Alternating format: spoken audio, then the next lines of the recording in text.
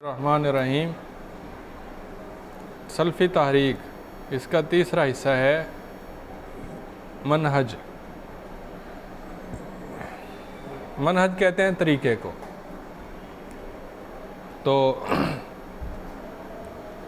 منہج کا ایک عام معنی ہے، عام۔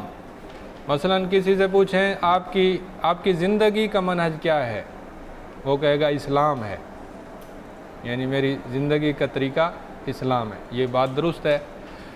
تو منہج عام اسلام ہے،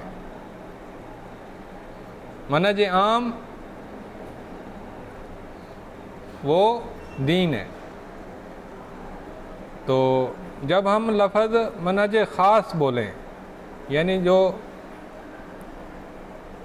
سیاق و سباق سے ہٹ کر ہو، صرف لفظ منہج ہو، تو اس سے مراد یہ ہوتا ہے کہ یعنی دین کے احیاء کے لیے، دین کی دعوت کے لیے اور دین کی ترقی کے لیے آپ کا کیا طریقہ ہے۔ سمجھ آ رہی ہے بات کی؟ منہج لفظ کے بہت سارے استعمال ہیں۔ ایک ہے منہج تلقی۔ منہج تلقی یہ ہے کہ آپ دین اخذ کہاں سے کرتے ہیں؟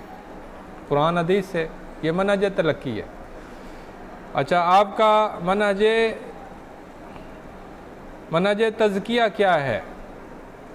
ہم کہیں گے جی سلف صالحین والا ہے، ہم تصوف کی بدعات سے بیدار ہیں، یہ ہمارا منہج ہے، منہج تزکیہ، منہج تلقی۔ منہج دعوت کیا ہے؟ ہم بتائیں گے منہج دعوت یہ ہے کہ سب سے پہلے توحید کی دعوت دی جائے، یہ ہمارا منہج دعوت ہے۔ تو منہج کے ساتھ جب آگے کوئی اضافت ہو نا، منہج حیات اسلام ہے، منہج تلقی قرآن حدیث ہے، منہج تزکیہ صحابہ اور سلف صالحین کا طریقہ، جمہور محدثین کا طریقہ ہے، منہج دعوت التوحید اولا ہے۔ لیکن جب صرف اکیلا منہج ہو کہ آپ کا منہج کیا ہے، تو اس سے مراد ہوتا ہے کہ آپ کا تحریکی منہج کیا ہے، یعنی آپ دیگر تحریکوں کے مقابلے میں آپ کس منہج کے قائل ہیں، کس طریقہ کار کے قائل ہیں، ٹھیک ہے؟ تو ہمارا عام جو منہج ہے وہ تو یہی ہے، قرآن حدیث سلف صالحین۔ لیکن جو ہمارا خاص منہج ہے وہ اب اس تیسرے حصے میں بیان ہوگا۔ منہج جب اکیلا ہو تو وہ ہوتا ہے کہ آپ غلبہ اسلام کے لیے کس طریقے کو درست سمجھتے ہیں۔ اس میں تمام اجتماعی معاملات آ جاتے ہیں کہ ہم اپنے ملک کو کس نظر سے دیکھتے ہیں، ہم عالم اسلام کے مسائل کو کس نظر سے دیکھتے ہیں، ہم تکفیر خروج کو کس نظر سے دیکھتے ہیں، ہم حاکموں سے تعلق کس نقطہ نظر سے رکھتے ہیں، ہمارا اپنے مخالفین کے بارے میں کیا طریقہ کار ہوتا ہے۔ یہ ساری چیزیں منہج کے اندر ہیں، جو منہج اجتماعی ہوتا ہے۔ دین کے غلبے کے لیے جو ہماری سوچ ہے، طریقہ ہے، اسے اس تیسرے حصے میں بیان کیا گیا ہے۔ تو سلفی تحریک کا جو دعوتی منہج ہے وہ یہ ہے کہ یہ ایک علمی تحریک ہے۔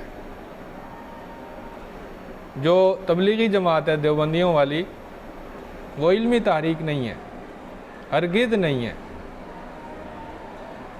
وہ تعلیم، تعلم، درس دروس، جو علمی درس دروس ہیں،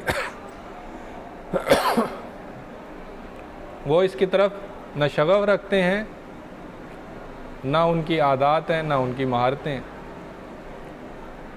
تو سلفی جو تحریک ہے وہ ایک علمی تحریک ہے۔ ان کے جو دروس ہوتے ہیں وہ بھی بتدریج آگے بڑھتے ہیں علمی میدان میں، ان کے جمعے وہ بھی علمی میدان میں بتدریج آگے سے آگے بڑھتے ہیں۔ چند خاص چیزوں کو مسلسل دہرانا جیسے تبلیغی جماعت دہراتی ہے، ایسا نہیں ہے۔ دیہاتوں، شہروں، مسجدوں، محلوں میں دعوت تبلیغ کا طریقہ کار قدیم ہے، صحابہ کے دور والا، کہ ملاقاتیں کرو، نشستیں کرو، دعوت دو، خطاب کرو، بیان کرو، ملو جلو، یہ طریقہ کار ہے۔ ایک صوفیہ کا طریقہ ہے۔ صوفیہ کا طریقہ یہ ہوتا ہے کہ وہ عوامی درس تو دیتے ہیں، لیکن ان کا ایک خاص حلقہ بھی ہوتا ہے جس میں وہ اپنے خاص مریدوں کو اکٹھا کر کے اور ان کو وہ خصوصی تعلیم تربیت دیتے ہیں۔ تو جو اہل حدیث طریقہ کار ہے وہ ایسے خاص مریدوں کو اکٹھا کر کے اس طرح سے نہیں ہے، عوام کو دعوت دی، جو زیادہ نیک بن گئے، جو زیادہ قریب آ گئے، انہیں تعلیم تربیت دیتے ہیں، لیکن وہ عام تعلیم تربیت ہوتی ہے، کوئی خاص نہیں ہوتی۔ جدید میڈیا کا استعمال درست سمجھتے ہیں اہل حدیث مکتبہ فکر، پوسٹر، رسالے نکالنا، الیکٹرانک میڈیا، اخبارات نکالنا۔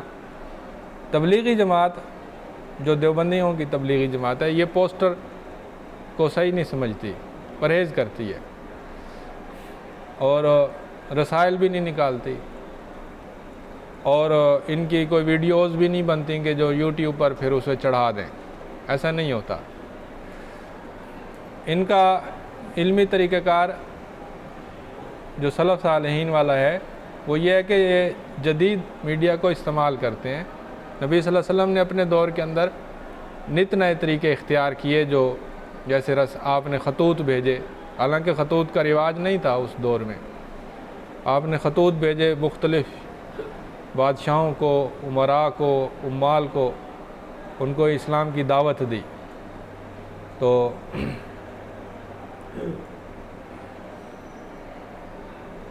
اہل حدیث منہج میں دعوت تبلیغ میں علمی طریقہ کار ہے کہ معلومات گہری، وسیع، زیادہ سے زیادہ دیتے ہیں۔ محدود اسلام کا فہم یعنی چند خاص نقطے، چند خاص فضائل اعمال، چند خاص موضوعات پر نہیں ہوتا، بلکہ زیادہ سے زیادہ کوشش ہوتی ہے کہ دین کا ایک ہمہ گیر تصور پیش کیا جائے۔ شارٹ کورسز، لیکچرز، محاضرات، کانفرنسیں، انفرادی نشستیں، اسٹڈی سرکل، یہ اہل حدیثوں کے ہاں قابل قبول ہیں۔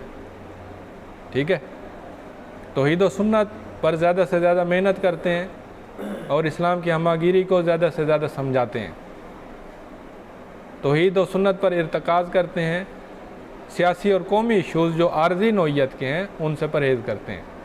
یہ دعوتی منہج ہے۔ دعوتی منہج اس بڑے منہج کا حصہ ہے کہ مجموعی طور پر اسلام کو کیسے غالب کرنا ہے۔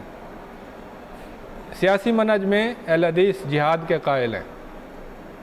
جو منحرفین ہیں وہ کہتے ہیں کہ جہاد کا دور ختم ہو گیا، جیسے وحید الدین خان کہتا ہے، یا جیسے جاوید احمد غامدی کہتا ہے، یا جیسے وہ لوگ ہیں جو کہتے ہیں کہ جہاد منسوخ ہو گیا ہے۔ تو اہل حدیثوں کے نزدیک جہاد منسوخ نہیں ہوا، جیسے ہی موقع ملے گا، لوگوں کی استعداد ہوگی، جہاد ہوگا، اور جہاد کے نتیجے میں امامت کبریٰ قائم ہوگی، خلافت جسے کہتے ہیں۔ تو یہ اہل حدیث خلافت کے قائل ہیں۔ خلافت ڈیموکریسی سے مختلف ہے۔ ہمارے مسلمانوں میں ایسے لوگ پیدا ہو گئے ہیں جو کہتے ہیں کہ جی ڈیموکریسی ٹھیک ہے، خلافت اب نہیں آ سکتی، اب اس کی ضرورت ہی نہیں ہے، اور وہ ٹھیک نہیں ہے، آج کل کے حالات کے مطابق نہیں ہے وہ۔ تو اہل حدیثوں کے نزدیک سلف صالحین کے طریقے کے مطابق جہاد دوبارہ ہونا چاہیے، کوشش ہوگی، کریں گے، خلافت قائم کریں گے، لیکن اس کے لیے ہم تعلیم کا اہتمام کریں گے، تشدد، تکفیر سے پرہیز کریں گے، دعوت دیں گے، تعلیم دیں گے، تربیت کریں گے۔ دوسری جو جماعتیں ہیں وہ تعلیم تربیت کے بغیر بھی کوشش کرتی ہیں کہ لوگوں کو اکٹھا کریں، کوئی ہڑتال کریں، کوئی جلوس نکالیں، کوئی تشدد کریں، کوئی کسی طرح سے غالب آ جائیں، کوئی خفیہ تحریک چلائیں، کوئی منفی تحریک چلائیں۔ اہل حدیث اس چیز کے قائل نہیں ہیں، وہ صحابہ کے دور میں جیسے عام دعوت تبلیغ ہوتی تھی اس کے قائل ہیں۔ خروج کا طریقہ یہ تشدد کا طریقہ ہے۔ اگر سارے لوگ مسلمان ہوں اور اعلیٰ درجے کے مسلمان ہوں تو پھر خروج میں کوئی حرج نہیں ہے، اجازت ہے۔ حدیث میں آتا ہے السمع والطاعۃ، حکمرانوں کی سمع طاعت واجب ہے جب تک کہ وہ کفر بواح نہ کریں۔ جب کفر بواح ہوگا تو تب خروج بھی ہوگا۔ حدیث حدیث کا مجموعی فہم یہ ہے کہ خروج نہیں کرنا، سمع طاعت لازم ہے، لیکن جب کفر بواح ہوگا تو خروج کی اجازت ہوگی، خروج واجب ہوگا، لیکن اس کے لیے استعداد ہونی چاہیے، اس کے لیے تیاری ہونی چاہیے، یا اس کے لیے معاشرہ، لوگ، نظم و ضبط، یہ ساری چیزیں موجود ہوں۔ حدیث میں آتا ہے کہ جو بیعت کے بغیر مر گیا، فوت ہو گیا، تو وہ جاہلیت کی موت مرا۔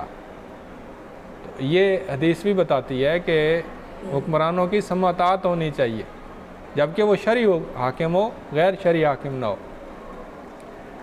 تو نیکیوں میں حاکم کی اطاعت ہوگی اور برائی میں حاکم سے علیحدگی اختیار کریں گے۔ خروج اور تکفیر سے گریز ہے جب تک کہ کفر بواح ثابت نہ ہو، اور خروج استطاعت کے بعد ہے، شرعی آداب اور شرائط کے مطابق ہے۔ جمہوری جو طریقہ کار ہے، یہ اہل حدیثوں کے نزدیک یہ سنت اور سلف صالحین کے طریقہ کار کے منافی ہے، یعنی ووٹوں کا طریقہ، انتخابات کا طریقہ، اس کے اندر دین اور شریعت کی بہت ساری خلاف ورزیاں ہیں۔ دیگر مکاتب فکر سے تعلق، اہل حدیثوں کے نزدیک اہل بدعت سے دور رہنا واجب ہے، الگ تھلگ رہنا چاہیے، ان میں مکس نہیں ہونا چاہیے، مخالطت سے گریز کرنا چاہیے، ناروا اتحاد سے گریز کرنا چاہیے، دوستی دشمنی اللہ کے لیے ہو، اہل کفر سے بھی پرہیز کرنا چاہیے، اہل شرک سے بھی، اہل بدعت سے بھی علیحدگی اختیار کرنی چاہیے، تکفیر اور تشدد سے گریز کرنا چاہیے، عام مسلمانوں کی ادار آسانی سے گریز کرنا چاہیے، تساہل سے پرہیز کرنا چاہیے، حق کو ظاہر کرنا چاہیے، باطل فرقوں کے رد میں مداہنت سے گریز کرنا چاہیے، عام مسلمانوں کا احترام کریں، ہر اچھے اور برے کے پیچھے نماز پڑھنا اہل حدیثوں کے عقیدے کا حصہ ہے، یعنی عقیدہ طحاویہ میں لکھا ہے کہ ہم اہل حدیث، اہل سنت والجماعت، ہم ائمہ کے پیچھے نماز پڑھتے ہیں، چاہے وہ نیکوکار ہوں یا چاہے وہ بدکار ہوں۔ تو ہر عام بر اور فاجر کے پیچھے نماز پڑھنا جائز ہے، اس میں کوئی حرج نہیں ہے۔ مسلمانوں کی خرابیاں ڈھونڈنے کے لیے تجسس کرنا اہل حدیثوں کے نزدیک جائز نہیں ہے۔ نیکی میں تعاون کرنا چاہیے، برائی میں علیحدگی اختیار کرنی چاہیے، کلمہ سوا کی طرف بلانا چاہیے، مخالف کا احترام کرنا چاہیے، ادب اختلاف کا خیال رکھنا چاہیے، یعنی فروعات میں ایک دوسرے کو برداشت کریں گے، لیکن اصولوں میں یا عقائد میں اختلاف بڑا ہوگا، اور اس میں امر بالمعروف اور نہی عن المنکر کریں گے، یعنی ہمارا بس چلے گا تو ہم انہیں زور سے روکیں گے، نہیں چلے گا تو زبان سے روکیں گے، اور پھر بھی نہیں چلے گا تو دل میں برا کہیں گے۔